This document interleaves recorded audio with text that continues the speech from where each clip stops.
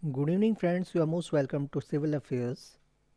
Here we will discuss Social Anthropology by Maan IGNOU, mane004.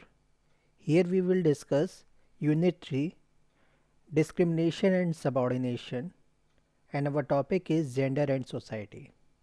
Let us begin the topic. Contents are introduction part, the paradox, universality of discrimination and subordination, status of women in tribal societies, the case of matrilineal nairs, the construction of gender in the cultural context, the objective reality and subjective experience, gender subordination and vulnerability in emergency situation, new frontiers in anthropological research. At the last we will discuss the summary. Learning objectives are after having read this unit, you should be able to define gender discrimination and subordination, understand the gender related paradox in Indian society, answer the question on universality of gender discrimination and subordination, understand how gender roles are shaped in the society, appreciate the importance of gender equality and understand the consequences of gender based discrimination. Let us discuss the introduction part before moving on to understand the nature of discrimination and subordination in the context of gender. We should first look into the meaning of these two terms and also how they are linked together at literal and analytical levels. As per the Oxford Dictionary meaning of the term, discrimination implies the unjust or prejudicial treatment of different category of people, especially on the grounds of race, age and sex. However, in the Indian context, we may also include caste in the above mentioned categories. If we deconstruct the above meaning for better understanding of the term, then we may find certain key terms that are present in the meaning or which are otherwise implied implicitly. The English word discrimination is made up of a battery of terms that together convey certain meaning.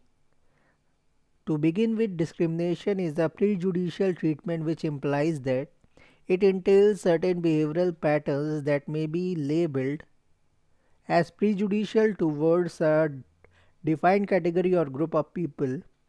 Now one may ask this question, that how these prejudices develop at the first place. The answer to this question is ingrained in the social structure of any society. These structures, which are otherwise non-visible to a native eye or to a naive eye, can be detected and understood by anthropologists who have always tried to understand basic structure of a society and how these structures get translated into behavioral patterns.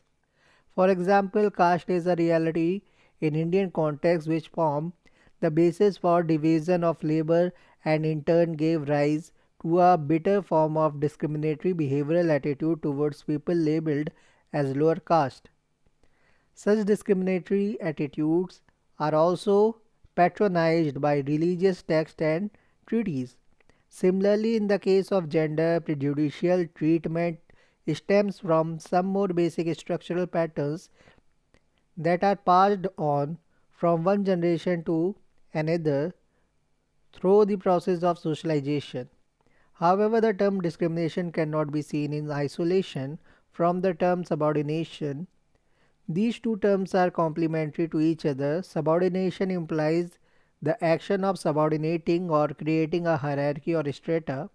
It can be argued that subordination validates discrimination. Therefore, subordination becomes a tool on an ideological basis for discrimination. Gender discrimination, in particular, stems from the ideology that women are subordinate to men and therefore are not entitled for equal treatment in various walks of life. These flawed ideologies are also corroborated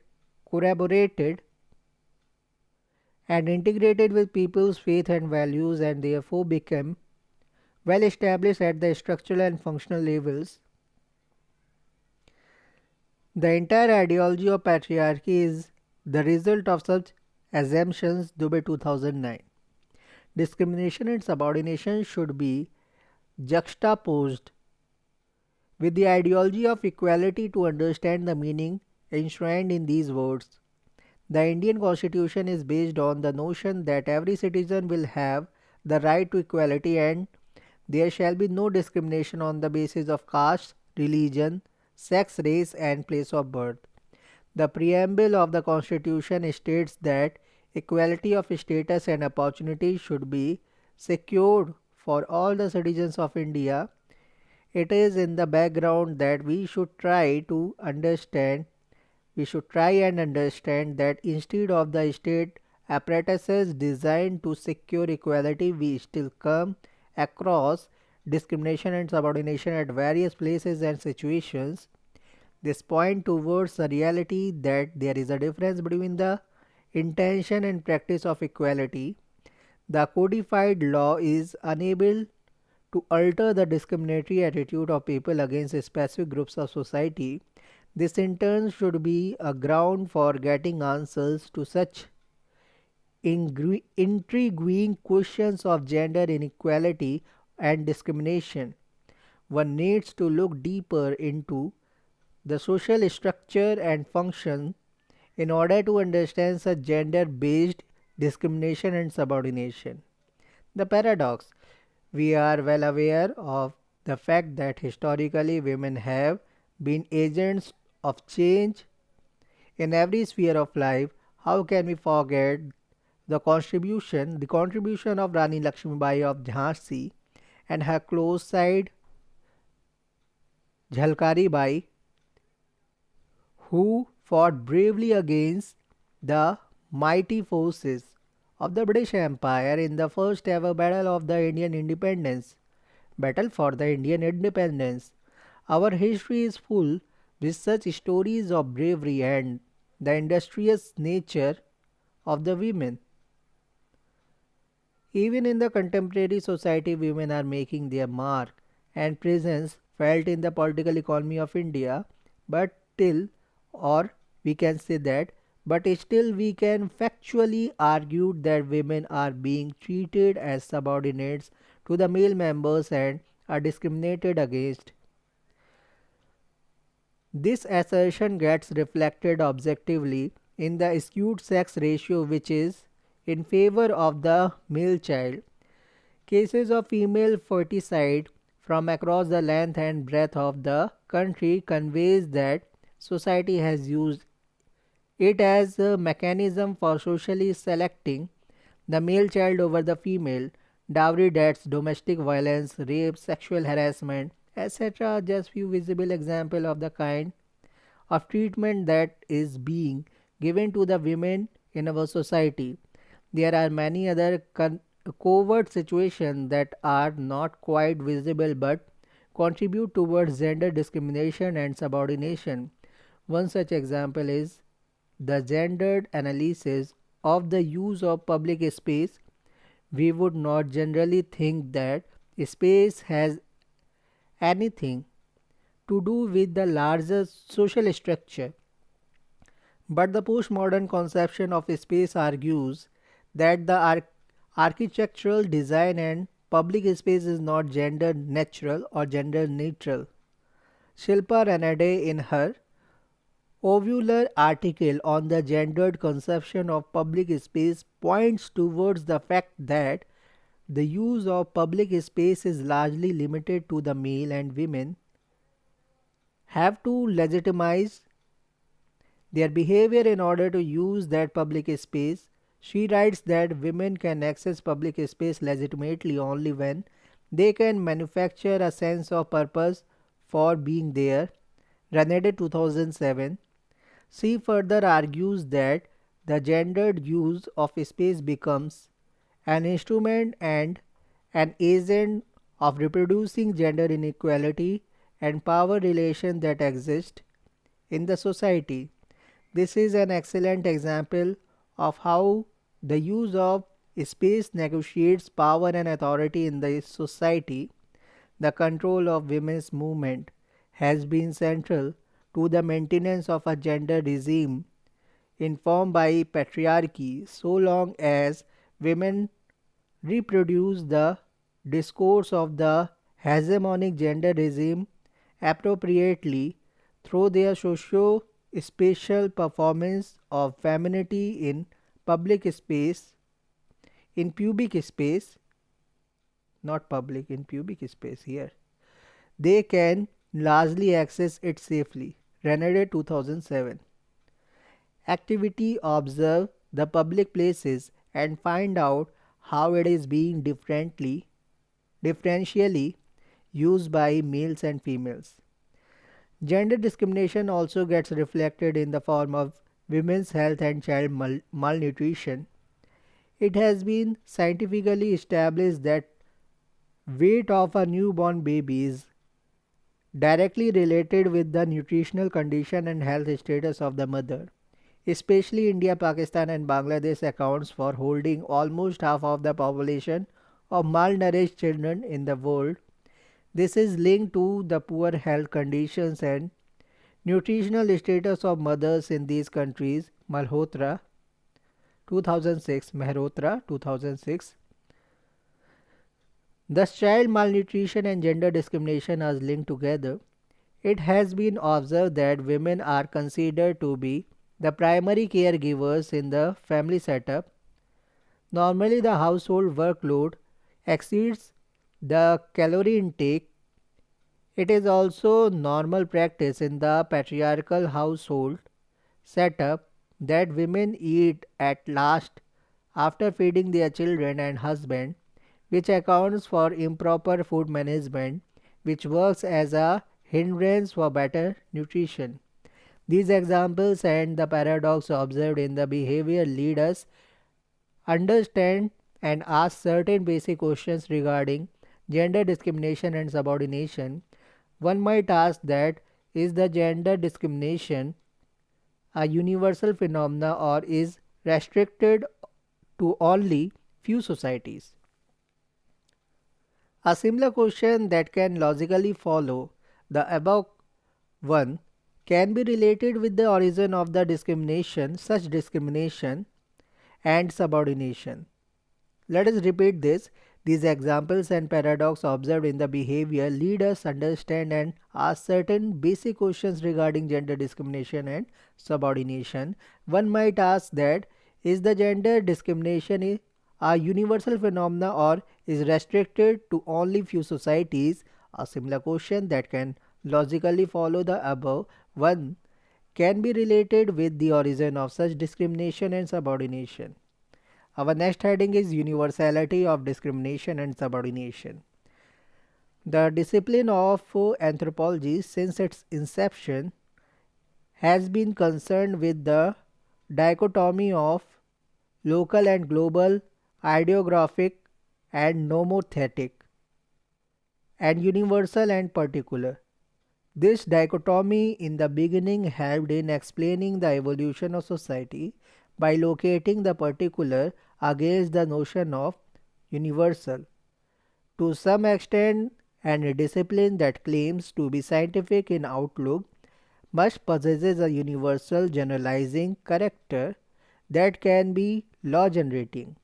In this respect, anthropologists have always advocated micro level studies with macro level implications, which in turn helps in locating cross-cultural studies in a broader theoretical framework. The notion of gender discrimination and its universality also reflects the basic tension of the discipline. Another dichotomy that helps in understanding the universal character of discrimination is that the public domain and domestic domain. It has been argued that patriarchal ideology has divided the entire world into two specific domains with specific rules and regulations.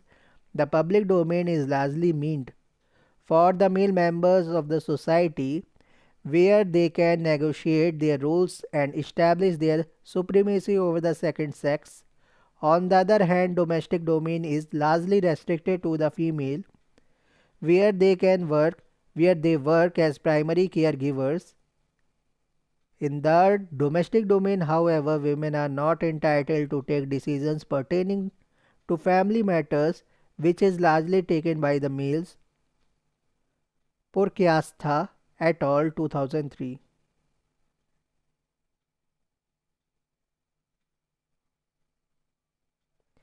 This dichotomous view has been criticized sometimes for being Western in outlook. It is said that it originated in the Western modernized world and has been generalized to other societies without taking into account the specificities in those societies.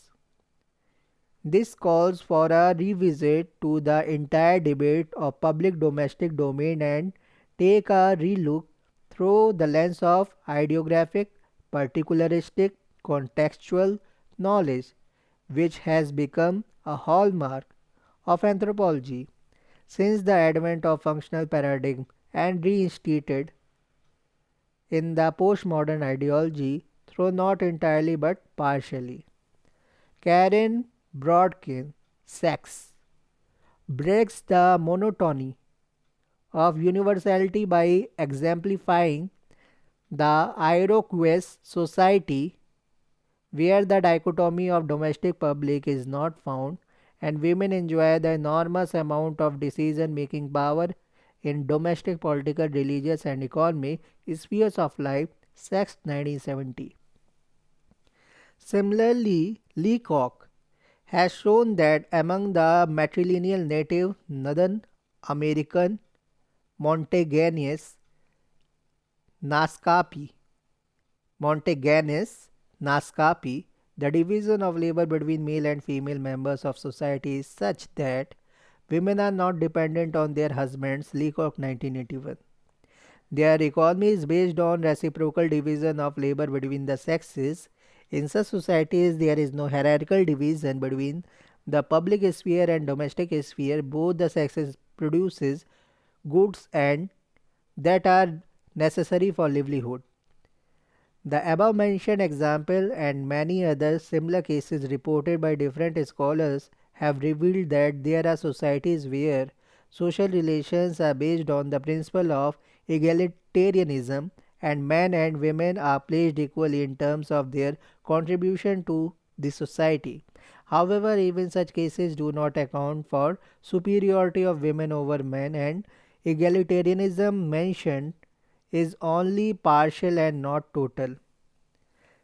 Status of women in tribal societies. It is a general conception that tribal societies are more egalitarian than the non-tribal societies or caste societies. In the special context of India, it is a fact that the tribal societies are not stratified on the basis of caste, but one might ask that what is the position of women in such societies and how it is different? How is it different from other non-tribal societies? The answer to such questions are rather tricky and by no means straightforward. Considered the ethnic diversity in India, tribe is not a homogeneous category, rather it is a heterogeneous based on language, geographical area, physical features, social organization, etc. The heterogeneity stops us from giving a sweeping answer about the position of women in these societies. If one wants to understand the position of women in these societies, then one must understand that how work is divided between the sexes, who owns that work and to what extent it is considered important by the society, who owns that work and to what extent it is considered important by the society. A sheer division of work between male and female members of the society does not mean that women are or women will be treated unequally, but the importance that is accorded to that work is more suggestive. It has been argued that position of women in societies with different economic and social organization is different. Those societies where hunting and food gathering or shifting cultivation or jhum cultivation is the basic source of sustenance accorded better status and autonomy to women since collecting forest produce is considered important for sustenance. Also, women in such societies are more autonomous since they have control over some resources and its distribution. As societies progressed from hunting gathering to settled agriculture, status of women started deteriorating since the ownership of land and its transfer followed the principle of lineage and such lineages were dominated by males. As Ingalls has rightly pointed out, that the world historic defeat of women at the hands of men began with the emergence of private property. In this context, tribal societies must also be seen as societies in transition or transformation since they came in contact with the so called outside world. This has led to the emergence of the concept of private property instead of common property resources and dowry in place of bride price, which in turn led to deteriorating women's status. D.N. Mazumdar 1988. Apart from the economic dominant of women's status in the society, the social structure and organization in a tribal society provide more autonomy to the women. Some tribes in the central India had an institution of youth dormitory. It is known by different names in different tribes, like it is called Dumkeria among the Orans, Gitiora among the Mundas, and Ghotul among the Gonds. Such youth dormitories functioned as institutions where boys and girls could mix freely. They were a part of their socialization process where they learned their gender specific roles, duties, and reciprocity in behavior while dealing with the opposite sex. This also regulated the behavior between men and women and generated a sense of unity among them in society. Free mixing of boys and girls before marriage was never seen as a taboo in these communities. Bodra 2008. Activity: collect more such examples from societies around you and discuss with your friends.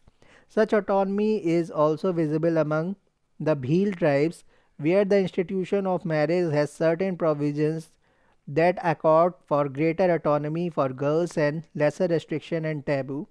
Bhils are famous for Bhagoria marriage, where boys and girls elope together and when they return they are considered to be husband and wife after paying certain amount called dapa by groom side to the bride side. Such kinds of marriage largely take place during the festival of Holi, the festival of colors. Such festivals are marked with greater intermixing of young people who then close their life partners, who can choose their life partners. This should be compared with the autonomy and restriction placed on the women in the larger society where arranged intra-caste marriages are the norm and any deviance from the norm is met with dire consequences in the form of honor killings. As per the primary data gathered during the fieldwork among the Bhils of Jhabua district of Madhya Pradesh, here we can see the dapa by the groom side to the bride side, a certain amount which is paid by husband family to the bride's family. Scholars have argued that tribal women also had certain rights over the land. The right of unmarried daughters, wives, and widows are clearly spelled out. These rights were largely of two types. First is in the form of having the right to manage a certain piece of land. Second, in the form of having a claim or share in whether in whatever the land produce. These kinds of rights gave some autonomy to women in terms of managing and accumulating resources.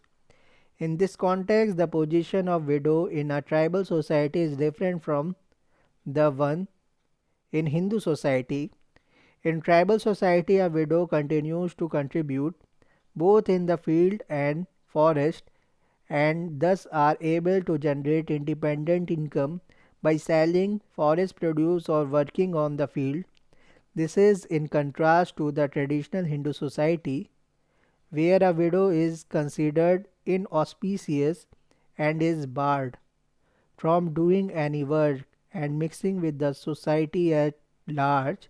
However, the situation has changed in the recent times, and after several reforms in colonial and post-colonial era related to widow rights and obligations. With the advent of British rule, the position of tribal women and their rights in the landed property underwent a change, which was a result of the British policy vis-a-vis land border 2008. The argument certain The argument centering the subjugation and subordination of women also holds true in some of the matrilineal tribal societies.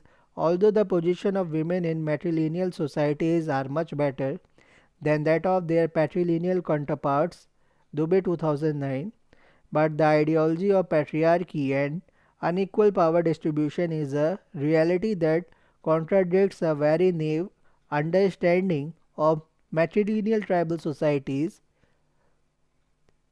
Tiplut Nongbri Tipalat Nongbri, while discussing the transformation in gender relations in the context of Khasi women of the Northeast India, has highlighted the fact that position of women in these societies is comparatively better, but they are still not free from subjugation and subordination. It is in the politico-jural it is in the political jural domain that men assert their power, which gives rise to a kind of political structure that excludes women. Men even use their position to generate a kind of ideology that is based on a hierarchical relationship between men and the women. This kind of ideological churning is taking place with the help of state apparatuses that are being used to distort the matrilineal system. It has also been argued that traditionally women were not allowed to take part in the political domain of decision making. Nongbri 2000. This is quite evident from the fact that women have been traditionally denied the membership of Khasi Durbar. Agnihotri 2012. The case of matrilineal Nayars. Matrilineal is also found among the Nayars of Kerala. Kathleen Go and other scholars like C.J. Fuller have provided a detailed anthropological account of how matrilineal is practiced and perpetuated among the Nayars. Snyder and Go 1961, Fuller 1976, Go 1952. In this matrilineal organization, women were not dependent upon their husband as they are the member of a matrilineal group known as Tarawad. A Tarawad consists of members belonging to the same matriline. The institution of marriage among the Nayars is categorized by Tali Ketu Kalyanam and Sambandhanam relationships. Tali Ketu Kalyanam and Sambandhanam relationships. Tali Ketu Kalyanam is a ceremonial tali, gold necklace, typing rituals that marks the transition of a girl into a ceremonial marital alliance with the male member of Inangar linked lineage. After the ceremony, the girl is permitted to have several sexual unions with the other male members of the Inangar who were also considered as visiting husbands. Children born out such Sambandhanam unions belong to the mother Tarawad. Even the dissolution of Sambandhanam relationship was easy and was not looked down upon. Widowhood was not considered inauspicious, and divorce and remarriage can easily take place without any social stigma attached to it. However, this kind of unique kinship and marriage patterns were located parallel to the socio-cultural matrix of high caste patrilineal Hindus and people from other religions. People from such communities do not approve of these relations and kinship patterns as they used to look at the practice of sambandham with disdain and disapproval. Many Nair men with Western ideas and education were also skeptical about their institution. It is in this context that Sarda Moni has tried to understand the changing position of women among the Nairs and the transformation of matrilineal. She has argued that the Nair men were made to feel inferior and uncivilized by people who looked down upon the practice of visiting husband. This led Nair men to bring about certain changes in their institutions to make them coterminous with the ideology of the West and other patrilineal communities. This so-called Western and progressive ideology is based on the principle that after marriage a woman and her children become the responsibility of her husband and the husband is obliged to look after his family. This is different from Nair's institution where the Tarawad is responsible for the maintenance of women and her children. From the perspective of women, such changes resulted into subordination and subjugation of women in the matrilineal institutional setup of the Nairs. Sarada Moni, 1999. Sarda Moni. It has also been argued in the context of status of women that we should not always talk and analyze in terms of low or high status of women in the society. Thus, a dichotomous understanding in the context is not called for. There are also intermediary statuses in various societies depending upon rights and privileges accorded to women.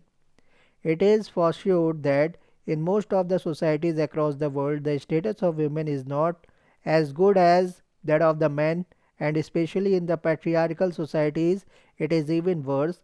Patriarchal societies impose certain restrictions and taboos that need to be followed by women in order to get the label of good women. The construction of gender in the cultural context. This section will deal with the question that how socialization as a process is linked with gender-based discrimination and subordination.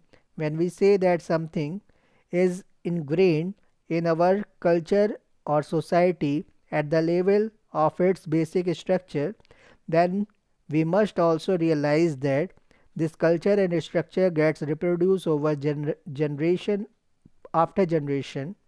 Changes in cultural traits and social structure do occur either from within the society or forced and adopted from outside. However, for a very long period, these changes coexist with the older or traditional patterns and show a spatial difference in their manifestation. This is quite evident in the context of rural urban patterns that reflect this kind of coexistence to some degree. Socialization is a process through which we learn our cultural values, traits, customs, and rituals. We also learn behavioral patterns that are accepted and legitimized in the larger societal context. In this context, gender specific rules are learned both at home and outside. This learning is largely observational in nature, and both genders internalize the kind of behavior they receive, which is later projected in their own behavior. Leela Dubey, one of the pioneers in the field of gender studies, had discussed about the construction and consolidation of gender identity. She is of the view that in a patriarchal patrilineal society like ours in India, gender roles start taking shape very early in life. Gender roles start taking shape very early in life. The difference in the enthusiasm of parents at the birth of male and female child is keenly observed by the female child and is internalized, which becomes part of her psyche.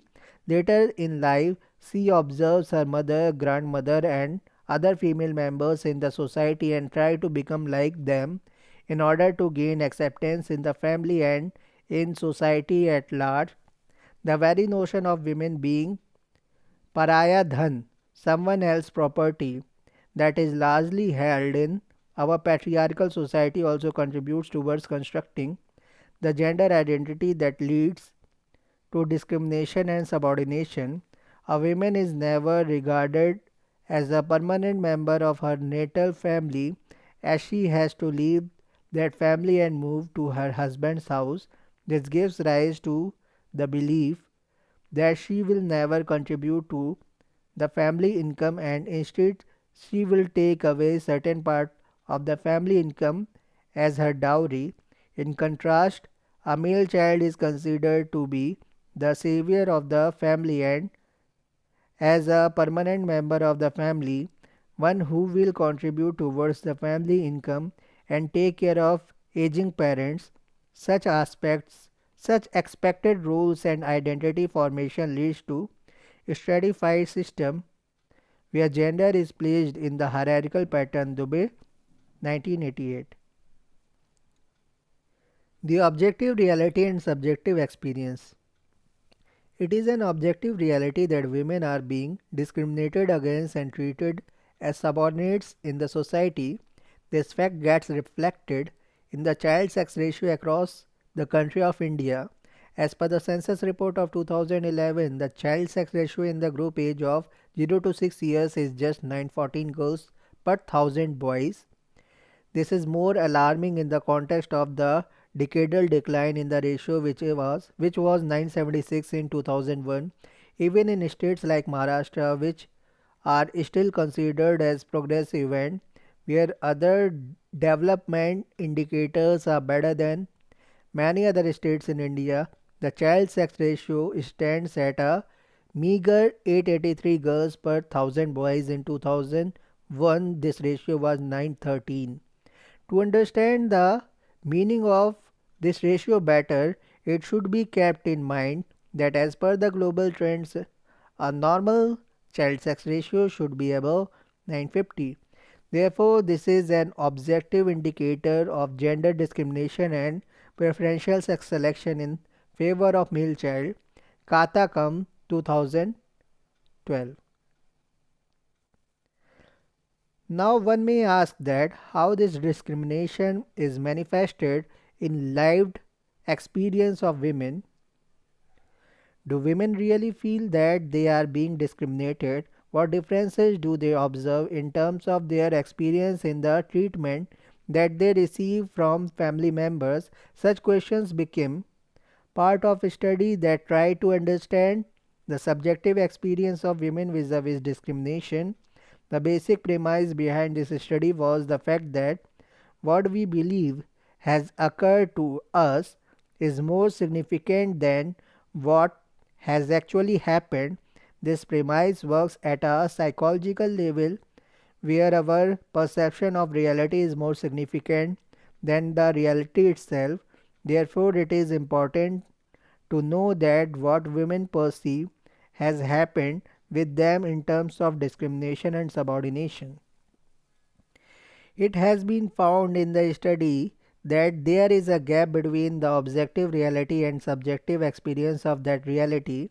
This study was conducted among the girls between the age of 7 and 8. These girls belong to 600 rural and urban households in 8 different states in India. When they were asked that is there any gender based discrimination that they face, then the answer was mostly no. They did not report any difference between boys and girls with respect to health care and food either. No difference was reported in terms of rewards and punishments given to boys and girls. In the domain of education, also more than 70% believe that education is actually equally important for both boys and girls. One may wonder that instead of objective discrimination evident in the statistical data, the subjective experience is not in sync with it. Sudhir Kakar and Katharina Kakar, in their celebrated book, The Indians Portrait of a People, gives a possible explanation for such a discrepancy.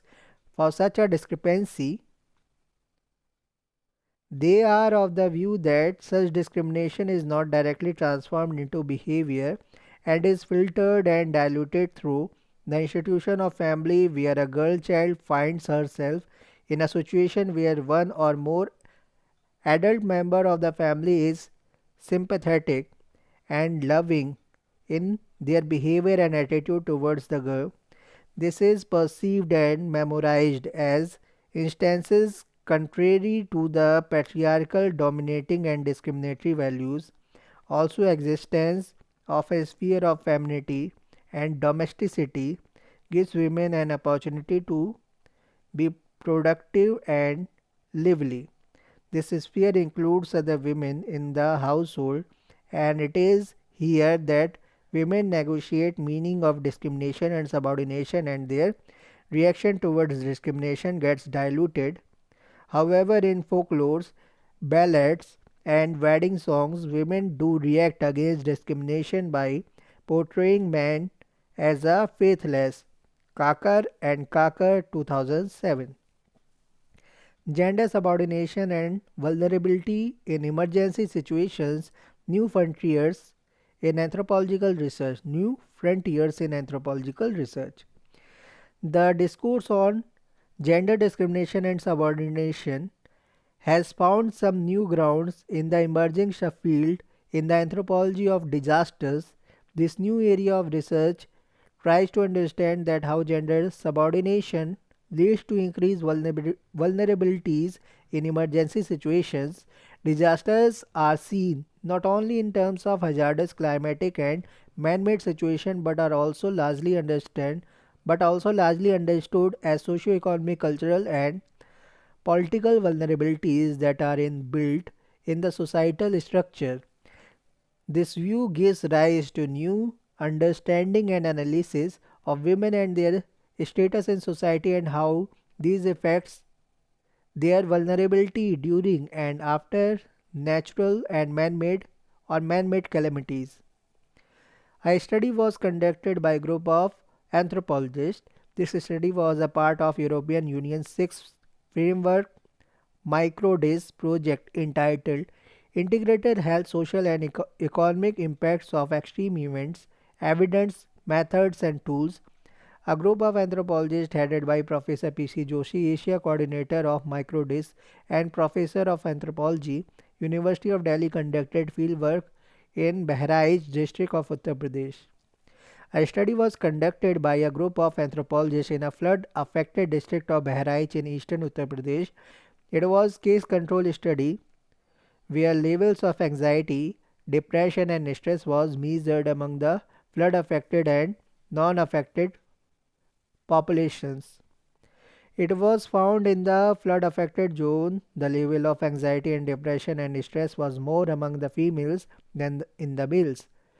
The underlying reasons was such a disparity was found embedded in the relative status of women in the society. The patriarchal system has clearly laid down rules for women and is almost restricted to their domestic domain. The main task of a woman is to feed their children and take care of the household.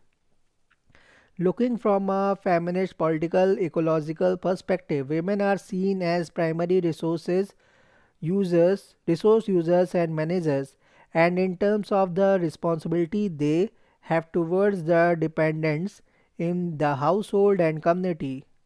Rocaille Thomas Slater, Rocalu Thomas Slater, and Wangarai, 1996.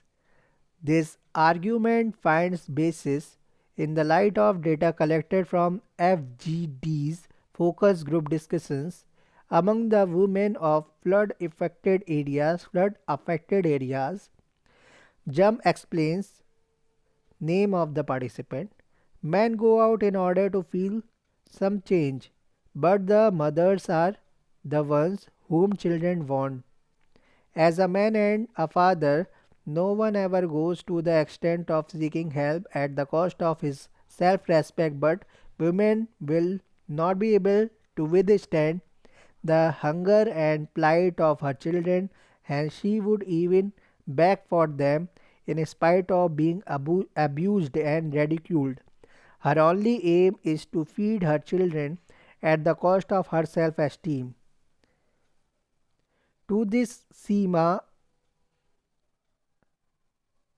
To this summa, another participant in the FGD focus group discussion further adds, there are times when the troubles of the women are more than that of the men, because men do not have to look after the basic needs of the children, like where to feed them, what to feed them, where to make them sleep. This exemplifies that how women's subordination increases their vulnerability in the context of disaster. This is another objective reality of gender based discrimination and subordination that has obvious consequences for the well being of women in special circumstances and for the society at large. Khatri et al. 2012. At the last, we will discuss the summary. Summary part is begin. Discrimination and subordination are linked concepts. These two terms are complementary to each other. Subordination implies the action of subordinating or creating a hierarchy of strata.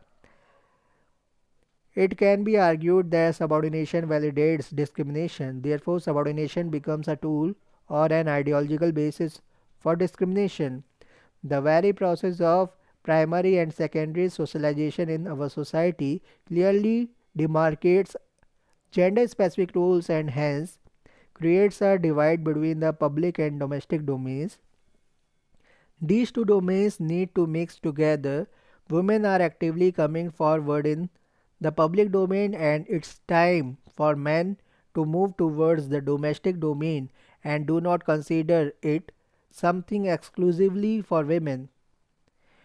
It is only with this kind of sharing that we can achieve the goal of gender equality.